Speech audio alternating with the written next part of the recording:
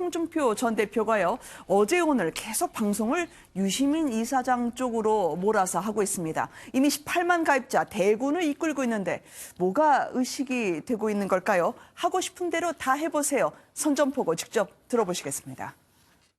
네, 노무현 재단 이사장이신 유시민 전 의원이 유튜브에 진출하겠다고 선언을 했습니다. 유 의원님 아주 특이한 재능이 있죠. 한국 사회 전체를 대중의 분노심만 자극을 하는 그런 아주 특이한 재능이 있죠. 그 재능으로 유튜브를 한번 해보십시오. 해보시고 정권 홍위 방송을 하게 되면 친북 좌파 외에는 유시민 이사장이 끌어당길 사람이 없을 겁니다. 그래서 그렇게 하지 마시고 본래대로 길을 가십시오. 원래 저도 그렇지만은 정치인의 최대 무기는 착각의 자유가 있다는 겁니다. 유시민 의원도 그렇고 저도 그렇습니다. 근데 그 착각이 현실화될 때 허망해지는 겁니다. 민주당에 이용이 돼서 또는 민주당의 앞으로 대선 주자가 되기 위해서 유튜브 현장에 뛰어들어오시면 재미있는 공방경이 될 것으로 저는 생각합니다. 들어오시죠. 한번 해봅시다. 보수, 진보, 양진영의 빅마우스가 이제 정면 충돌할 기세입니다.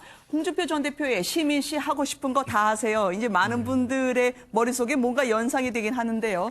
자, 이분이 평가를 긍정적으로 한 척하면서도 슬쩍 속칭 돌려가기도 하셨는데 왜 그러신 것 같습니까? 양지열 변호사님. 지금 딱 답이 나오고 있지 않습니까? 저렇게 말씀을 하시니까 오늘 또 방송에서 또 다루고 있잖아요. 네. 홍준표 전 대표가 이런 부분을 절묘하게 잘 찾아내신 것 같고 방송 내용 중에서 그렇습니다. 국회에서도 토론하자 그랬을 때 나는 격이 안 맞아서 저 사람이랑 얘기 안 했다. 그러니까 이 사람이랑 나랑 안 맞는다라는 얘기를 하면서도 또 마지막으로 들어오세요. 그럼 얘기 한번 해봅시다라는 얘기를 하신단 말이에요. 네. 언뜻 모순된 적 같지만 사실 유시민 이사장이 이 유튜브에 뛰는다는 게 굉장히 언론에서도 화제가 됐고 많은 사람들이 관심을 갖고 있다는 걸 알기 때문에 네. 저기에 대해서 한 말씀을 또 하시는 걸로 인해서 기다리고 있다라는 걸로 해서 전선 자체를 또 스스로도 흥행을 키우시는 거지 않습니까?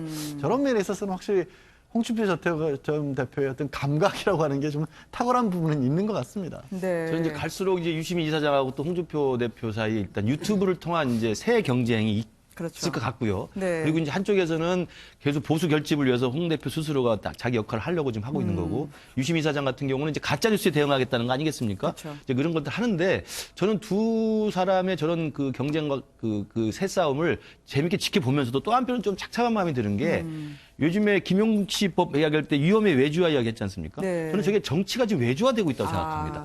정치는 정치권이 따로 있습니다. 여당이 있고 여당 대표가 있고 여당의 네. 그 중진들이 있고요. 야당이 있고 야당 대표가 있습니다.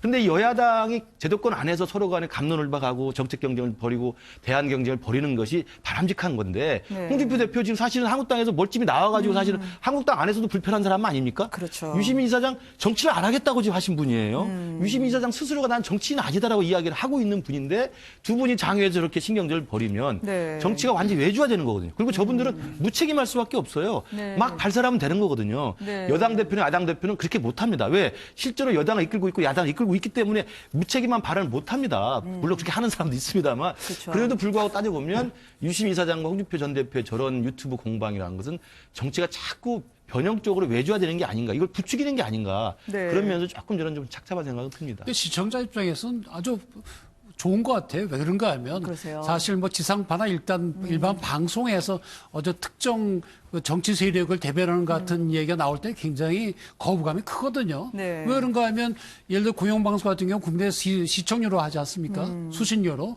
그런데 지금 유튜브의 경우 두 분의 경우에는 우리가 돈 내는 것도 없거든요. 네. 공영방송도 아니고 개인 방송 아니면 그러면 네. 자기 하고 싶은 얘기 얼마든지 할 수가 있는 거죠. 그리고 시청자들은 거기에 가려서 들으면 되거든요. 아, 저거는 너무 근거가 없다. 너무 네. 지나치다. 가려서 들으면 되기 때문에.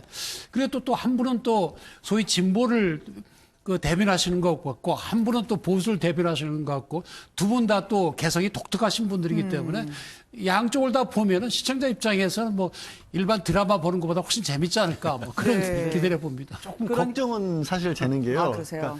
이런 어떻게 보면 저희 지금 나와서 하는 방송 같은 경우 서로 의견이 다르지만 다른 의견들을 같이 시청자분들이 전화해서 볼 수가 있지 그렇죠. 않습니까? 네. 근데 저희 유튜브 방송은 당연하지만 홍준표 전 대표 입장에서만 주구장창 말씀을 하실 거고 네. 유시민 대표는 그 말씀들이 좀 틀린 부분이 있다는 걸 지적을 하시겠다고 했지만 아무래도 홍준표 대표를 지지하는 분이 예를 들어 아니면 중도에 있는 분이 유시민 전 이사장의 말씀을 듣기는 어렵잖아요. 그러니까 그렇죠. 각자 의견들이 좀 양쪽으로 찢어지는 데만 기여를 할까 봐 그 부분은 저는 좀 걱정이 듭니다. 맞습니다. 네. 이게 정치의 외주와 플러스 이게 정치적 균열을 더 극단화시키는 거거든요. 그러니까 지금 우리 양 변호사 말대로 네. 서로 간에 토론을 하고 갑론을박을 하면서 생산적 논쟁이 되는 건 뭐 환영할 일이지만 일방적 주장을 혼자서 하는 거 아닙니까? 홍준표 대표도 마찬가지일 거고 네. 유시민 이사장도 유튜브 1인 방송에 혼자서 막 일방적 주장을 하기 때문에 스스로 그걸 지지하는 사람들은 뭐 오히려 결집하고 속 시원한 사이다 발언이 있을 수 있겠습니다만 정치가 조금 더 갈등이 균열화되고 좀 파편화되는 측면에는 좀 우려사항이 있죠. 근데 유시민 이사장은 상대적으로 좀 정제된 화법을 쓰시는 분 아니에요. 그래서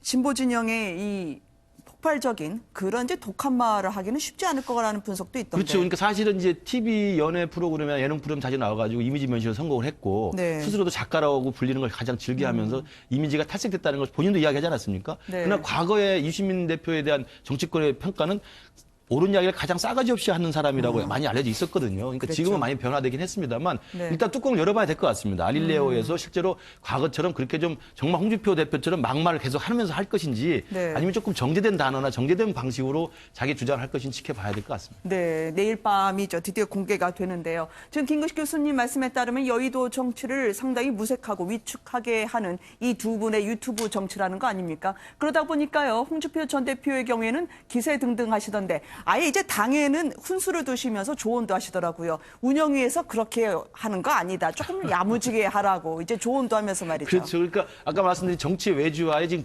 기막힌 현상이 나타나는 네. 거죠. 야, 그렇게 운영이 하려면 레토릭만 하려면 뭐하러 했느냐. 야당 똑바로 해라. 사실은 야당 대표 출신이고 야당의 대선 후보까지 하신 분인데 나와서 그렇게 이야기를 하고 있고 네. 심지어는 지금 유튜브 방송에서 한국당 내에 나를 정적으로 생각하는 사람이 있는 것 같은데 착각하지 마라. 이런 네. 식의 또 어떻게 보면 어른스러운 훈수까지 두고 있어서 정말 저는 홍준표 대표가 정치에 관심 있고 또 국가를 운영해보는 게 꿈이라고도 밝히지 않았습니까? 그렇다고 한다면 대권에 대한 숨김없는 의지를 드러낸 건데 저는 저렇게 유튜브 방송 하시다가 결국은 저는 제도권 정치 들어가서 다시 자유한국당을 재건하시든지 보수를 다시 혁신하시든지 하셔서 네. 스스로의 어떤 정치적인 어떤 정상성을 좀 자기가 나서서 좀 역할을 해주시는 게 낫지 계속 바깥에서 계속 무책임하게 또는 계속 바깥으로 변종스럽게 이야기를 하는 것은 전체 네. 정치판을 좀 제가 흐트러뜨리는 게 아닌가 이런 좀 위험성이 있어 보입니다. 근데 이분은 이제 흥이 돋아 있어요. 정계 은퇴 전까지 유튜브를 계속 하시겠다고 하던데요, 양지열 변호사님. 네. 그러니까 정계 은퇴란 말씀을 홍준표 전 대표가 최근에 몇 번이나 쓰셨을까요? 대선 이후 아니면 뭐 당대표였다가 미국 가시면서 또 네. 돌아오셔서도 그런 얘기도 하셨지만 실제로 일주일이 몇 주 이상 페이스북이나 이런 SNS나 이런 데를 떠나보신 적이 사실은 없잖아요. 근데 네. 은퇴하기 전까지 저분은 은퇴 아예 안 하실 것 같은데요. 저런 네. 상황이라 한다면 또 이게 그렇습니다. 이 유튜브를 놓고도 많은 분들이 얘기하는 게 뭐 유시민 이사장에서도 본인은 원하지 않더라도 정치에 이미 발을 들인 게 아니라는 말씀을 하시지 홍준표 전 대표가 뭐 당을 안 만들거나 뭐 의원을 안 만들거나 하시더라도 네. 저런 식의 정치에 관련된 말씀을 꾸준히 하시고 또 거기에 대해서 어쨌든 홍 전 대표를 지지하는 사람들이 많이 있는 상황이 유지가 된다고 한다면 그 자체가 정치잖아요. 정치의 의미가 꼭 우리가 국회에 들어가야 정치겠습니까? 네. 아, 저분이 은퇴하신다고 한 적이 없어요. 지금 잠시 쉬었다 오신다 그랬거든요. 그래서 아마 정치인들이 은퇴라는 건 결국에 뭐 누워서 못 일어나든지 네. 뭐 그렇게 돼야지 은퇴하시는 거지 정치인에게 은퇴는 별로 없는 걸로 보입니다. 그러게요. 새가 얼마 없다고 하지만 이 여성분들이 추임새를 넣어주면서 이 강연제 특보까지 포함해서요. 이런 홍준표 전 대표의 회오리까지 저희가 짚어봤습니다.